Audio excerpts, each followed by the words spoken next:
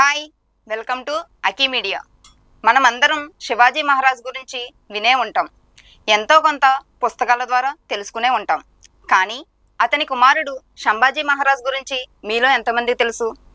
అతని గురించి తెలియాలంటే రీసెంట్గా రిలీజ్ అయిన చావా సినిమా చూస్తే సరిపోతుంది. ఆ సినిమా గురించి, ఆ సినిమాలోని చాలా విషయాలు చర్చించడానికి ఈరోజు మనతో పాటు మన సీనియర్ జర్నలిస్ట్ అలాగే ఫిల్మ్ అనలిస్ట్ సూర్య ఆకొండి గారు మనతో ఉన్నారు. Sir, welcome to Aki media. నమస్తే అమ్మా, థ్యాంక్ యూ. నమస్తే. సో మీరు సినిమా చూసారు కదా? చూసానమ్మా. ఆ సినిమా మీకు ఎలా అనిపించింది? అంటే యాక్చువల్గా కొన్ని సినిమాలు ఉంటాయి, అంటే హిట్ అయింది, ఫ్లాప్ అయింది, ఇలా మాట్లాడుతుంటారు. కాదే ఇలాంటి సినిమాలు యాక్చువల్గా చరిత్రలో జరిగినటువంటి వాస్తవాలు కాబట్టి వీటిని హిట్ ఫ్లాప్ అనేటటువంటి ప్రాతిపదికను మనమైతే తీసుకోకూడదు. కాకపోతే భారతీయుడు అంటే కేవలం ఒక మతం గురించి చెప్పట్లేదు, భారతీయుడు అనేటువంటి ప్రతి ఒక్కళ్ళు చూడాల్సినటువంటి సినిమా ఈ యొక్క చావా. ఓకే, ఇలాంటి సినిమాలు అసలు ఎందుకు రావడం లేదు? అంటే ఎందుకు రావడం లేదు అనేటటువంటి దాని ప్రశ్నకి ఏంటంటే, ఇప్పటివరకు దాన్ని ఆదరించేటటువంటి జనాలు లేకపోవడం వల్ల, చూడకపోవడం వల్ల రాలేదు. బట్ అది కరెక్టో మరి లేకపోతే ఏంటో తెలియదు. కానీ రాజమౌళి గారు ఎప్పుడైతే బాహుబలి తీసి బాలీవుడ్ మీదకి ఆయన ఒక పెద్ద బ్రహ్మాస్త్రం వదిలేడు. సో అక్కడి నుంచి అక్కడ ఉన్నటువంటి కొన్ని కోటలు అయితే బద్దలయ్యి, అక్కడి నుంచి మనకి ఎవరైతే దేశభక్తులు ఉన్నారో వాళ్ళకి సంబంధించినటువంటి సినిమాలు అయితే రావడం అయితే మొదలైంది, ఆ ప్రవాహం మొదలైంది. సో అందులో ఉన్నటువంటి దాంట్లో తానాజీ వచ్చింది ఆల్రెడీ, మనం చూసి అజయ్ దేవగన్ గారిది. ఆ సిరీస్ లో వచ్చిన భాగమే ఈ యొక్క సంభాజీ. అది సంభాజీ మహారాజుకి సంబంధించినటువంటి ఫిల్మ్ చావా. ఈ సినిమా పేరు చావా. అసలు చావా అంటే ఏంటి? అంటే చావా అంటే ఏంటి అంటే, మనకి శివాజీ మహారాజు ఉన్నారు కదా, ఆయన యాక్చువల్ గా ఒక సింహంలో చూస్తారు. చావా అంటే సింహం యొక్క పిల్ల, కబ్. అదే మన లైన్ కింగ్ అనే సినిమా వచ్చింది, దాంట్లో మీరు అందరూ చూసి ఉంటారు. ఆ సింహానికి ఒక చిన్న పిల్ల పుడుతుంది, వాడి సామ్రాజ్యాధిపతి ఎలా చేయడం, దాని మీద వెళ్తుంది స్టోరీ అంతా. సో అలాగా సింహం పిల్ల అంటే పులిబిడ్డ అంటారు కదా మనం తెలుగులో. సో అలాగా చావా అంటే సింహం పిల్ల. ఆ పేరు సంభాజీ మహారాజుకు ఉంది, ఎందుకంటే శివాజీ, ఛత్రపతి శివాజీ అంతటి వీరుడు సంభాజీ కూడా. ఓకే. సో అందుకని ఆయన ముద్దుగా, అంటే ముద్దు పేరు బుజ్జి, చిట్టి, చిన్ని అని మనం తెలుగులో ఎలా పిలుచుకుంటామో, సో అలాగే వాళ్ళు మరాఠీలో చావా అని అయితే ఆయన్ని పిలిచేవారు, ఆయన ముద్దు పేరు. ఓకే. చరిత్రలో సంభాజీ మహారాజ్ గారు చాలా విజయాలు సాధించారు, మరి వాటి గురించి కొంచెం డీటెయిల్గా మాకు ఏమైనా చెప్తారా? షూర్ అమ్మా. యాక్చువల్గా సినిమా కన్నా ముందు అందరూ కూడా తెలుసుకోవాల్సినటువంటిది సంభాజీ మహారాజు గారి యొక్క జీవిత చరిత్ర. ఎందుకంటే ఇది ఖచ్చితంగా తెలుసుకుని తీరాలి. ఎందుకంటే జిజియాబాయి లాంటి ఒక తల్లి గర్భంలో నుంచి వచ్చినటువంటి శివాజీ ఎవరైతే ఉన్నారో, సో శివాజీ గురించి ప్రత్యేకంగా మనం చెప్పక్కర్లేదు. ఎందుకంటే 15వ శతాబ్దం నుంచి మనం ఎప్పటివరకు ఆయన యొక్క పేరు వింటేనే మనందరికీ కూడా గూస్ బంప్స్ వస్తాయి. అంతటి మహావీరుడి యొక్క చరిత్ర మనం చెప్పుకుంటున్నామంటే ఆయన సాధించినటువంటి విజయాలు ఎలాంటివి అనేటటువంటి అందరికీ తెలుసు. కాకపోతే సంభాజీ కూడా అంతటి వీరుడే. కాకపోతే కేవలం ఆయన 9 సంవత్సరాలు మాత్రమే పరిపాలన చేశాడు మరాఠా సామ్రాజ్యాన్ని. బట్ ఆ 9 సంవత్సరాల్లోనే ఎన్ని విజయాలు సాధించాడు ఏమిటి అనేటటువంటిదే ఈ యొక్క చావా సినిమాకి సంబంధించినటువంటి కథ. బట్ దీంట్లో కొంత చిన్నతనం నుంచి స్టార్ట్ చేయలేదు, కొంచెం బాగా ఎదిగినటువంటి, అంటే ఆయన ఎప్పుడైతే సింహాసనాన్ని అధిష్ఠించాడో అక్కడి నుంచి ఉన్నటువంటి చరిత్ర మాత్రమే ఈ సినిమాలో చూపించారు కదా. అంతకుముందు చూసుకుంటే ఎందుకు అసలు వీళ్ళు యుద్ధాలు చేశారు అంటే, ఇప్పుడు మొఘల్ సామ్రాజ్యానికి సంబంధించినటువంటి కథలన్నీ మన చరిత్రలో చదువుకుని ఉంటాం. సో బాబర్ ఎప్పుడైతే స్టార్ట్ చేశాడో బాబర్ నుంచి ఈ మొఘల్ సామ్రాజ్యం స్టార్ట్ అయింది. సో వీళ్ళు ఏంటంటే మత ప్రాతిపదికన యుద్ధాలు చేశారు, సామ్రాజ్య కాంక్షతో యుద్ధాలు చేశారు. ఎందుకంటే వాళ్ళు అటువైపు నుంచి వచ్చి, అంటే ఆఫ్ఘనిస్తాన్ అవతల వైపు నుంచి వచ్చి దీని అంతటిని ఆక్రమించుకుంటూ వచ్చారు. సో వాళ్ళకి కేవలము యుద్ధకాంక్ష అనేటటువంటిది రాజ్యదాహం మాత్రమే. కాకపోతే శివాజీ అనేటటువంటి వ్యక్తి చేసినటువంటి యుద్ధాలన్నీ కూడా స్వరాజ్యం కోసం. ఎందుకంటే వీళ్ళు ఏవైతే భూభాగాలు ఆక్యుపై చేశారో, అంటే ఆక్రమించారో, వాటన్నిటిని కూడా తిరిగి మళ్ళీ ఒక మరాఠా సామ్రాజ్యం, ఒక హిందూ సామ్రాజ్యంగా మార్చేటటువంటి భాగంలో ఈ యుద్ధాలన్నీ చేశారు తప్ప మత ప్రాతిపదికన యుద్ధాలు అయితే వాళ్ళు చేయలేదు, కేవలం స్వరాజ్యం కోసం చేశారు. ఇందులో జిజియాబాయి దగ్గరికి వచ్చేటప్పటికి జిజియాబాయి గారి చిన్నతనంలో చాలా వరకు మొత్తం అంతా కూడా వాళ్ళ సామ్రాజ్యాలు కానీ వాళ్ళన్నీ కూడా ఈ యొక్క మొఘలుకు సంబంధించినటువంటి సైనికాధికారులు వీళ్ళందరూ కూడా కబ్జా చేసి అక్కడ ఉండేటటువంటి గుళ్ళని పగలగొట్టేవారు. సో ఆవిడ చిన్నతనంలో తండ్రి గారిని అడిగారట, నాన్నగారు ఏంటి వాళ్ళు అలాగా, నేను రోజు ప్రార్థించేటటువంటి శివుడి యొక్క ఆలయాన్ని కూలగొస్తున్నారు, మీరేం చేయలేరా అంటే, లేదమ్మా మన యుద్ధంలో ఓడిపోయాము, ఆ ఆలయాలు కాపాడే శక్తి ప్రస్తుతానికి మనకు లేదు, కాబట్టి మనం చూస్తుండడం తప్ప మనం ఏం చేయలేము అని ఆ చిన్నతనంలో ఉన్న జిజాబాయికి చెప్తే, ఎదిగిన తర్వాత పెళ్ళైన తర్వాత భర్త కాళ్ళ ఎదురకుండా కూడా జరుగుతున్నా కూడా ఆయన కూడా ఆపలేకపోతున్నారు, అరే కృష్ణ మందిరాన్ని కూలదోస్తున్నారు ఏంటి అనే పరిస్థితి వచ్చినప్పుడు ఆవిడ కడుపును పుట్టినటువంటి ఒక 16 ఏళ్ళ కుర్రాడికేసి ఒకసారి అలా చూసింది ఆవిడ. చూస్తే అతను వెళ్ళి ఆ ఆలయం కూలగొడుతున్నటువంటి మొత్తం మొఘల్ సైనికులందరినీ కూడా చావ చితక్ కొట్టి పక్కన పడేసి ఆ ఆలయాన్ని కాపాడాడు. ఆ చిన్న పిల్లోడే శివాజీ మహారాజ్. సో ఈ జిజియాబాయి అనేటటువంటి ఆవిడ ధర్మ సూక్ష్మాలని, మహాభారతాన్ని, రామాయణాన్ని ఆయన చెప్తూ ఆయన్నే ఒక వెపన్గా తయారు చేసింది. మొఘల్ సామ్రాజ్యం మీదకి దూసినటువంటి కత్తిలాగా ఆయన తయారు చేసింది. సో ఈ జిజియాబాయి అంటే ఇది ఎందుకు చెప్తున్నానంటే, శివాజీ మహారాజ్కి అంటే ఆవిడ సాయిబాయి అని చెప్పి ఆవిడతోటి చిన్నతనంలోనే పెళ్ళైన తర్వాత ఆ సాయిబాయికి పుట్టినటువంటి మొదటి సంతానమే శంభాజీ. కాకపోతే ఆవిడ కాకుండా ఇంకా కొంతమంది భార్యలు ఉన్నారు నిజానికి. కాకపోతే ఈ సాయిబాయి గారు చాలా చిన్నతనంలో అంటే శంభాజీకి ఒక 2 ఏళ్ల వయసులోనే ఆవిడ చనిపోయింది. చనిపోతే ఇతన్ని పెంచేటటువంటి భారం జిజియాబాయి గారు తీసుకున్నారు. అంటే ఎవరైతే శివాజీ మహారాజుని పెంచి పోషించిన ఎవరైతే రాజమాత ఉన్నారో ఆవిడ చేతుల్లో శంభాజీ పెరిగాడు. కాబట్టి శివాజీ అంతటి శౌర్యము, శివాజీ అంతటి ధైర్యము కూడా అతనికి వచ్చింది.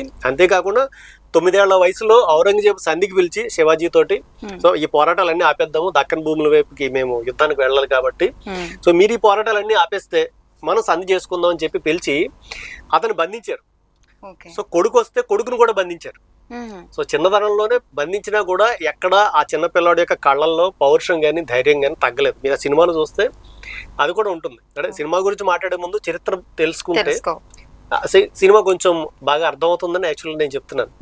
సో ఆ చిన్న పిల్లాడితో పాటు కలిసి శివాజీ గారు ఒక పళ్ళ బుట్టలో దాక్కుని మొత్తానికి బయటకు అయితే పడ్డారు. అంటే తెలివితేటలో ఉపయోగించి అంతా వేరే కథ, ప్రస్తుతానికి అప్రస్తుతము.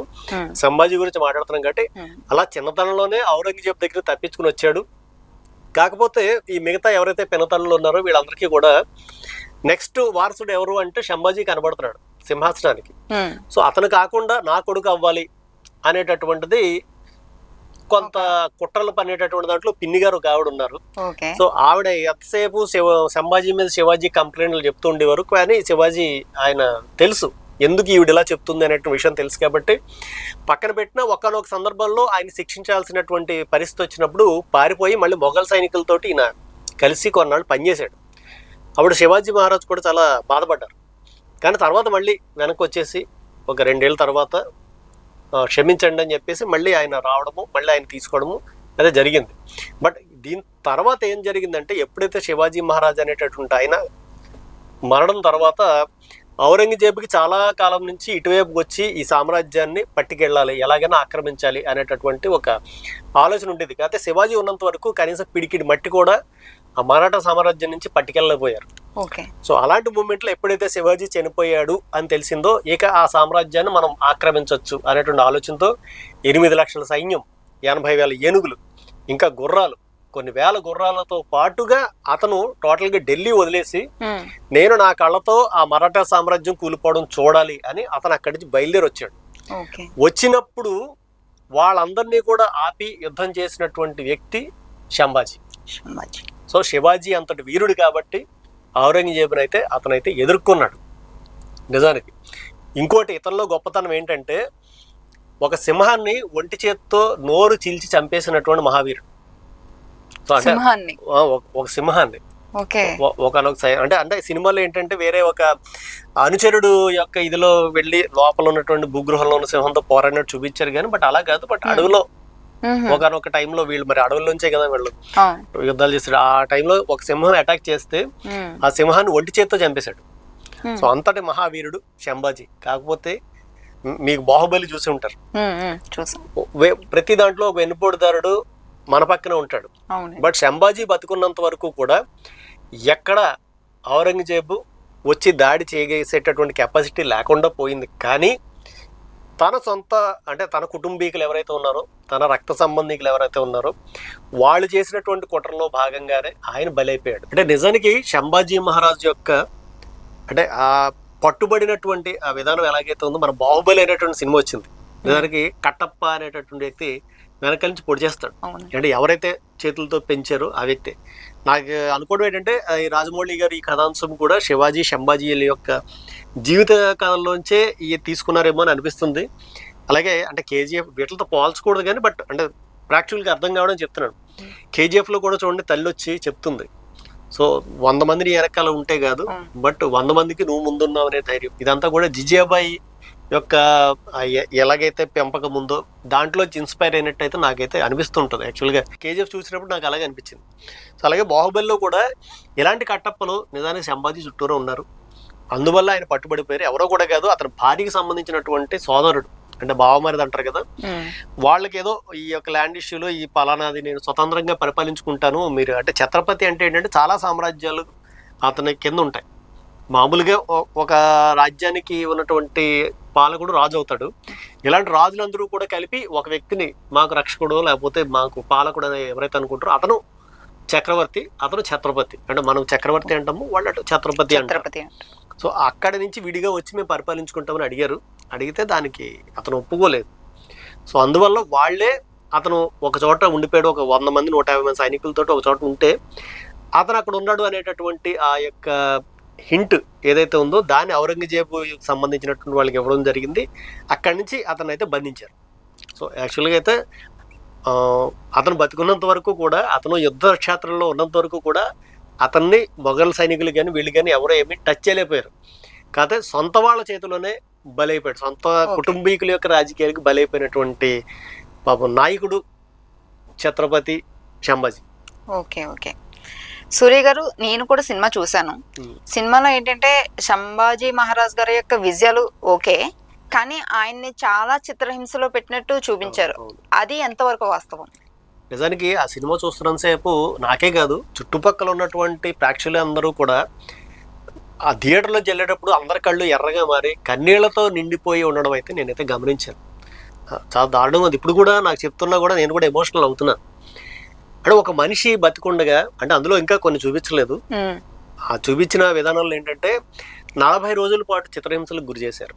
గురి చేసినటువంటి దాంట్లో ఔరంగజేబు 3 కండిషన్లు పెట్టాడు. ఒకటి, ఏదైతే శివాజీ గారు తన జీవితకాలంలో చాలా వరకు మా మొఘల్ సామ్రాజ్యం సంబంధించిన ఖజానాలు చాలా వరకు దోచారు, వీటన్నిటిని కూడా ఎక్కడ దాచారు, ఆ రహస్యాలు, ఆ కోటలు ఎక్కడున్నాయి చెప్పమని చెప్తే ప్రాణాలతో వదులుతాం నేను అని. రెండోది, నువ్వు మతం మారాలి, ఇస్లాం స్వీకరించాలి. మూడోది, ఏదైతే ఔరంగజేబు ఉన్నాడో అతన్ని నీ పాలకుడుగా నువ్వు అంగీకరించాలి. సో అతను అంగీకరిస్తే, ఎందుకంటే ప్రస్తుతం రాజుగా ఉన్నాడు కాబట్టి అతను అంగీకరిస్తే మొత్తం ప్రజలు, రాజ్యంలో ఉన్నటువంటి వాళ్ళు, సామంతులు, పేష్వాలు అందరూ కూడా అంగీకరించినట్టు. కాబట్టి నువ్వు అలా అంగీకరించాలని 3 షరతులు పెట్టారు. పెడితే నేను అసలు అంగీకరించే సమస్య లేదు అని చాలా పౌరుషంగా అతను కళ్ళల్లోకి చూస్తూనే ఉన్నాడు. చూస్తున్నప్పుడు ఫస్ట్ అతను చేసిన పని ఏంటంటే, ఆ చూపు నాకు నచ్చట్లేదు, అతని కళ్ళల్లో ఉన్న పౌరుషం, ఆ ధైర్యం నాకు నచ్చట్లేదు, అతను ఒప్పుకునే వరకు చిత్రహింసలు గురి చేయండి, ముందు కళ్ళు పొడి చేయండి అన్నారు. బతికొండగా కళ్ళు పొడిచారు. అతను ఎక్కువ శివనామస్మరణ చేస్తున్నాడని చెప్పి అతను 4 కత్తిరించి, అంటే సినిమాలో చూపించలేదు కానీ కుక్కలకు వేశారు. సో ఒంట్లో ఉన్నటువంటి అతను బతికొండగానే చర్మాన్ని ఒలిచారు. అంటే అందులో ఇలా గాయాలు చేసినట్టు చూపించారు కానీ అతను బతికొండగానే కొంచెం కొంచెంగా చర్మాన్ని ఒలిచి, ఆ ఒలిచిన చోట ఉప్పు అద్దారు. అంటే అందులో గాయాల మీద ఉప్పు అద్దినట్టు చూపించారు సినిమాలో, బట్ ఇన్ రియాలిటీలో ఒరిజినల్ గా ఉప్పు అద్దారు. అంతేకాకుండా అతన్ని ఆ చుట్టుపక్కల ఉన్నటువంటి అన్ని గ్రామాలు, ఏదైతే సామ్రాజ్యం సంబంధించినటువంటి అన్ని గ్రామాల్లోకి వెళ్ళి తిప్పడము, ప్రతి వాళ్ళు ఒంటి పేడతోటి రాళ్లతోటి ఇష్టం వచ్చినట్టు కొట్టారు. ఆ తర్వాత కూడా ఆయన ఎక్కడా చెల్లించలేదు, ఒప్పుకోలేదు, కనీసం మోకరెళ్ళలేదు. ఇంకేమీ చేయలేక తలకాయ నరికేసి, తలకాయని మాత్రము వాళ్ళకి భయం కలిగించాలి కాబట్టి మరాఠా వాళ్ళకి, ఆ తలకాయని ఆ సామ్రాజ్యానికి అటువైపు పంపించి వేలాడగట్టారు ఆ గుమ్మానికి. బాడీని మాత్రం ముక్కల కింద నరికి కొన్ని మొసళ్ళకి వేశారు, కొన్ని కుక్కలకి వేశారు. బట్ అంటే కొంతమంది చెప్పేది ఏంటంటే, ఆ దగ్గరలో ఉన్నటువంటి సరస్సు దగ్గర ఉన్నటువంటి కొంతమంది గ్రామస్తులు ఆ మొక్కలన్నింటినీ చేర్చి కలిపి కుట్టి అంతిమ సంస్కారాలు చేశారు అని అయితే చెప్తూ ఉంటారు. అంటే ఒక చోట అయితే ఆయన స్మారక స్తూపం కట్టారు. కాకపోతే కేవలం తను నమ్మినటువంటి స్వరాజ్యం కోసం, తన దేశం కోసం, తన ధర్మం కోసం ఆ శరీరాన్ని కూడా తృణప్రాయంగా చూసి ఇంత చిత్రహింసలకు గురి చేస్తున్నా కూడా శివనామస్మరణ చేస్తూ ప్రాణం వదిలాడు తప్ప మొఘలుల ముందు, ఔరంగజేబు ముందు అతను మోకరెళ్ళలేదు. దాన్ని చాలా పరాభావంగా భావించినటువంటి ఔరంగజేబు, ఢిల్లీ నుంచి వచ్చినటువంటి వ్యక్తి మళ్ళీ తిరిగి ఢిల్లీ వెళ్ళలేదు, దారిలోనే చనిపోయాడు ఔరంగజేబు కూడా.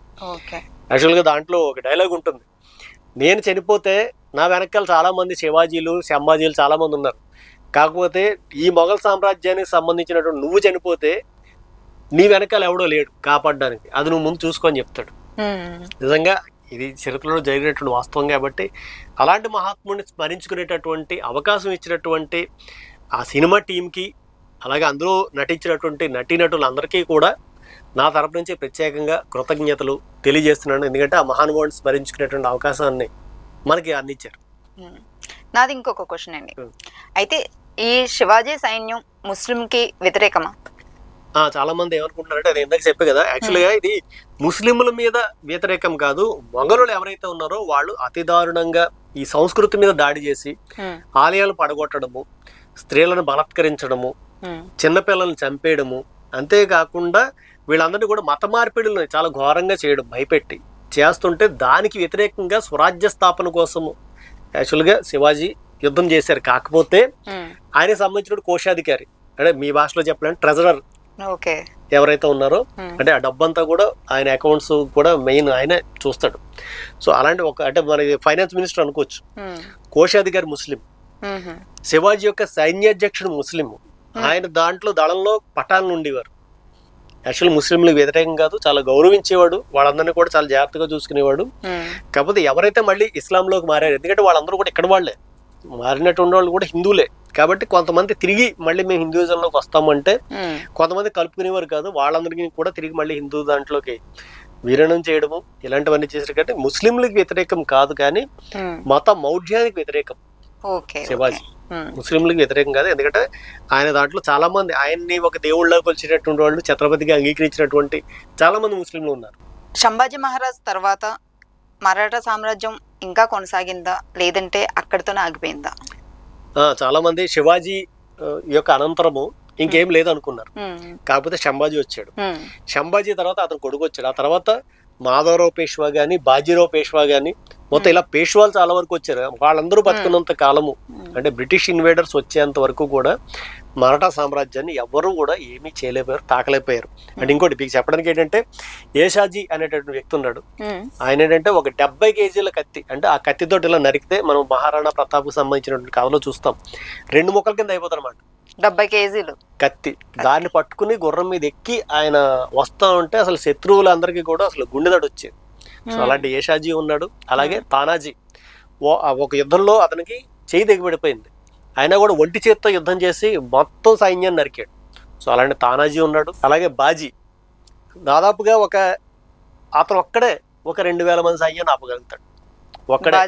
బాజీ. షంతాజీ అంటే ఢిల్లీ నుంచి పూణేకి అన్ని 100,000 కిలోమీటర్లు కేవలం ఒక 2-3 రోజుల్లో గుర్రం మీద వెళ్ళిపోయి, అంటే ఏదైనా ఇక్కడి నుంచి అక్కడికి ఉన్నటువంటి యుద్ధానికి సంబంధించిన సమాచారం చేరవేయాలంటే అతను చేసేవాడు. అలాగే రామ్జీ దాదాపుగా ఒక 700 మందితోటి సైన్యంతో వెళ్ళి ఒక 30,000 మంది మొఘల్ సైన్యాన్ని గడగడలాడించి వాళ్ళందరినీ ఓడించినటువంటి వ్యక్తి. బహిర్జీ అంటే ఇతను ఏంటంటే మొఘల్కి సంబంధించినటువంటి ఆ యొక్క సామ్రాజ్య కోటలోకి వెళ్ళి వాళ్ళందరినీ గదరగోళం చేసి, హడావుడి చేసి, గడబడి చేసి వాళ్ళందరినీ పిచ్చోళ్ళు చేసి బయటకు వచ్చేస్తుండేవాడు. సో అలాంటి వ్యక్తి. అలాగే జోషీజీ అంటే అఫ్జల్ ఖాన్ అనేటటువంటి వ్యక్తి ఉన్నాడు. అతనికి సంబంధించిన అనుచరుడు ఎవరైతే ఉన్నాడో అతను ఒకనొక టైంలో కత్తితో చంపడానికి వస్తే ఆ చేతిలో ఉన్నటువంటి, ఆ గాలిలో ఉన్నటువంటి చేతిని అక్కడెక్కడ నరికాడు. అఫ్జల్ ఖాన్కి సంబంధించినటువంటి అఫ్జల్ ఖాన్ని శివాజీ మహారాజ్ చంపేశారు. ఎందుకంటే సంధిగాన్ని పిలిచిన తర్వాత కేవలం పులిగోర్లు ఉన్నటువంటి చేతిలో ఉన్నటువంటి వాటిలతోటి పక్కన ఉన్నటువంటి ఎముకల్ని క్రష్ చేసి చీల్చి మరీ చంపేశారు. అంటే అది శివాజీ గారి యొక్క చరిత్రలో మనం చూస్తాము. ఆ అఫ్జల్ గారికి సంబంధించిన అనుచరుడిని నరికినటువంటి వాడు జోషీజీ. అలాగే ధనాజీ. సో ఇతను కూడా అంతే, ఎవరైనా ఒక మొఘల్కి సంబంధించినటువంటి ఉన్నాడంటే అతని కోటలో అతని ఇంట్లోకి వెళ్ళి అతనితోటే పోరాడి అక్కడే అతను ఓడించేవాడు. సో ఇలాంటి మహావీరులు అందరూ ఉన్నారు కాబట్టి వీళ్ళందరూ కలిస్తేనే మరాఠా సామ్రాజ్యము. వీళ్ళందరినీ కూడా తన యొక్క అమ్ముల పొదిలో ఉంచుకున్నటువంటి ఒకే ఒక్క ఛత్రపతి శివాజీ. సో అతని తర్వాత అంతటి ఘనమైనటువంటి చరిత్ర కలిగి మనందరి కోసం, ఎందుకంటే శంభాజీ కాల్చినటువంటి ప్రతి రక్తపు బొట్టు కూడా స్వరాజ్యం కోసము, భారత మాత కోసము, భారతదేశం కోసము. కాబట్టి అంటే ఇప్పటివరకు ఆ యొక్క చరిత్ర బయటికి రాలేదు. ఈ చావా అనేటటువంటి సినిమా ద్వారా ఆ చరిత్ర అయితే బయటకు వచ్చింది. ఇందులో ఉన్నటువంటి నటీనటులు విక్కీ కౌశల్ అయితే నిజంగా దాని ప్రాణం పోసాడు అని చెప్పచ్చు. అలాగే యేసుబాయి గురు నటించింది రష్మిక మందన్న.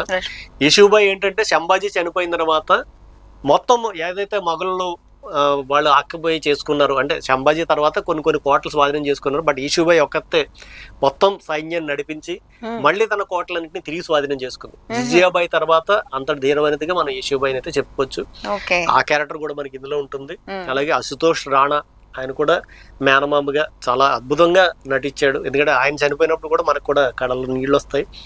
ఈ లక్ష్మణ్ ఉటేకర్ అనేటటువంటి అతను దీనికైతే డైరెక్షన్ చేశారు. అంతకుముందు ఆయన కొన్ని సినిమాలు లొక్కా చుప్పి ఇలాంటివి చాలా వరకు సినిమాలు అయితే చేశాడు. బట్ ఈ లక్ష్మణ్ ఉటేకర్ దర్శకత్వంలో వచ్చినటువంటి దీనికి సంగీతం విఆర్ రెహమాన్ అందించారు. ఎందుకంటే వీళ్ళ గురించి ముందు చెప్పాలి. కాకపోతే వీళ్ళకన్నా కూడా ఈ విక్కీ కౌశల్ నటించినటువంటి ఆ క్యారెక్టర్ ఏదైతే సంభాజీ ఉన్నారో ఆయన గురించి చెప్పాలి కాబట్టి ఇదంతా చెప్పాల్సి వచ్చింది. నిజానికి ఈ సినిమాని మీరు అందరూ కూడా ప్రతి ఒక్కళ్ళు ఒక్కసారి అంటే ఆ గ్రాండియర్ తెలియాలి, నిజంగా ఆయన బతుకుంటే ఎలా ఉండేది అనేది తెలియాలి అంటే కనుక మీరు థియేటర్లో చూడండి. అంటే పైరసీకి సంబంధించినటువంటివి అయితే మీరు దయచేసి ఎంకరేజ్ చేయకండి. ఎందుకంటే ఇలాంటి మహాత్ముల యొక్క చరిత్ర చూడడానికి మీ జేబులో ఉన్నటువంటి ఒక 100-200 రూపాయలు ఖర్చు పెట్టడంలో ఏమాత్రం తప్పు అయితే లేదు. ఖచ్చితంగా మీరు చూడడమే కాదు, మీ ఇంట్లో ఉన్నటువంటి పిల్లలకు కూడా ఖచ్చితంగా చూపించండి. ఎందుకంటే వాళ్ళు కూడా ఎదిగిన తర్వాత మన హిస్టరీ ఏంటనేది తెలుస్తుంది. హిస్టరీ అనేటువంటి తెలియాలి, తెలుసుకోవాలి. చాలా వరకు మనం ఎక్కడో ఉండేటటువంటి వాళ్ళ చరిత్రలు తెలుసుకుంటున్నాం, కానీ ఈ గడ్డ మీద పుట్టినటువంటి మహావీరుల యొక్క చరిత్ర మనకి తెలియట్లేదు. అంటే మనకి ట్రాయ్ అనేటువంటి సినిమాలో వచ్చినటువంటి ఎకిలీస్ గాని, హెక్టార్ గాని ఇలాంటి చరిత్రల కన్నా కూడా గొప్ప చరిత్ర. ఎందుకంటే గొరిల్లా అనేటటువంటి యుద్ధ పోరాటం సంబంధించినటువంటి యుద్ధ కళని కనిపెట్టినటువంటి వాడు శివాజీ. సమర్థ రామదాస్ స్వామి యొక్క శిష్యరికంలో కాళికా ఉపాసన చేసి చంద్రహాస ఖడ్గాను పొందినటువంటి మహావీరుడు శివాజీ. సో ఇలాంటి కథలు మీ పిల్లలకి చెప్పండి, చూపించండి. ఒక వీరుడు తన సామ్రాజ్యం కోసం, తన వాళ్ళ కోసం ఎంత కష్టపడతాడు. ఎందుకంటే అందరూ కలిపి రాజు అని చెప్పి సింహాసనం మీద కూర్చుంటే రాజు అనేటువంటి వ్యక్తి కాదు. తనకు తాను కూర్చున్న చోట నుంచే సింహాసనాన్ని ఏర్పాటు చేసుకుని అక్కడి నుంచి ఒక రాజ్యాన్ని స్థాపించినటువంటి వాళ్ళు శివాజీ, సంభాజీ. కాబట్టి మీ యొక్క పిల్లలను కూడా ఇలాంటి చరిత్రలు చూపిస్తే వాళ్ళు కూడా అలాంటి ఒక ధర్మవీరులుగా, ధర్మరక్షకులుగా, ఒక పోరాట యోధులుగా అయితే తయారవుతారు. Thank you sir, thank you so much. Sambhaji గారి గురించి నాకు కూడా చాలా విషయాలు తెలియదు, నేను మీ ద్వారా చాలా విషయాలు తెలుసుకున్నాను. Thank you so much. అదండి, ఈరోజు మనం చాలా విషయాలు తెలుసుకున్నాం కదా. మరొకసారి మరొక మూవీతో మళ్ళీ కలుద్దాం. This is Kakinada Chamanthi alias Sridevi signing off. Bye.